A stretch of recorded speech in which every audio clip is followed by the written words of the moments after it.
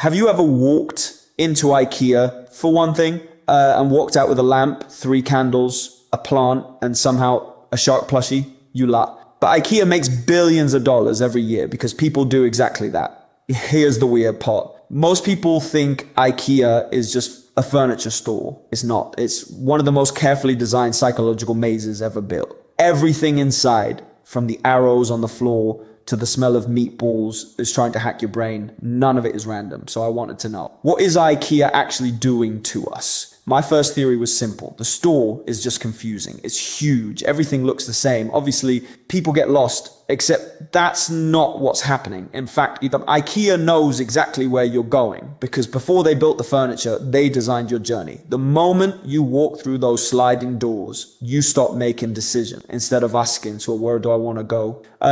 IKEA quietly answers the question for you. This path, this room, then the next one. You don't notice it, but they create because it doesn't feel forced. It feels natural. Inside IKEA, this route even has an official name, the long natural way. Its job isn't to trap you. Its job is much smarter. It forces you to see their entire catalog before leaving, but to make you look at everything. They need you to forget about the outside world. Have you ever noticed something strange about IKEA's walls? There are almost no windows. And look around. There are absolutely no clocks. This trick is borrowed straight from Las Vegas casinos. Without sunlight or clocks, you lose your sense of time. 15-minute trip easily turns into 2 hours. Psychologists have a name for this. It's called the Gruen effect. It's the moment your mind gets so overwhelmed by the layout, the lights, and the displays that you stop shopping for needs and start shopping on emotion. You didn't need a new rug, but suddenly you feel like a new rug might fix your life. And that's why IKEA doesn't display products. It builds lives. Look closely at their showrooms. You're never looking at just a sofa. You're looking at a perfectly decorated living room. The lamp is already glowing. The rug matches the pillows. The books are neatly placed on the shelf. There's even a coffee cup left on the table. For a second, your brain stops shopping and starts imagining. What if my apartment looked like this? What if my life felt disorganized? That single question sells more furniture than any discount ever could. They aren't selling you a wooden table. They are selling you the dream of being a person who has their life together. IKEA isn't done because after an hour of walking,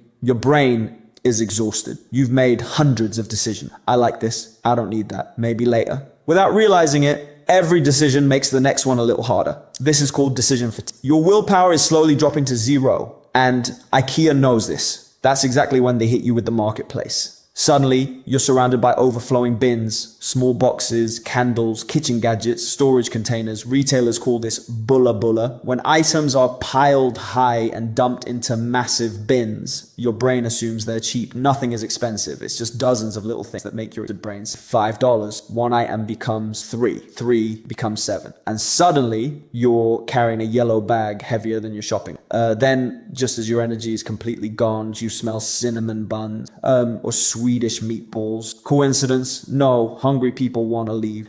Comfortable people stay. Cheap food keeps you in the store longer. But the real trick happens at the very end. You finally check out. You paid for things you didn't need. You carry heavy boxes to your car, and you spend hours building it with a tiny key. By all logic, you should be angry, but you aren't, because when you finally finish building that shelf, you feel proud. See, psychologists literally call this the IKEA effect. Because you put your own sweat and effort into building it. Your brain values that cheap shelf more than an expensive piece of pre-built furniture. They made you do the labor and made you love them for it. Now, is IKEA manipulating you? Not exactly. Every massive store uses psychology. Grocery stores do it. Casinos do it. Apple does it. IKEA is just a masterpiece of behavioral engineering. And here's the funny part. The next time you walk into IKEA, you'll know exactly what's happening. You'll see the arrows. You'll notice the lack of windows. You'll recognize the bulla bulla bins waiting near the checkout. You'll probably even smile because you'll know exactly why they're there.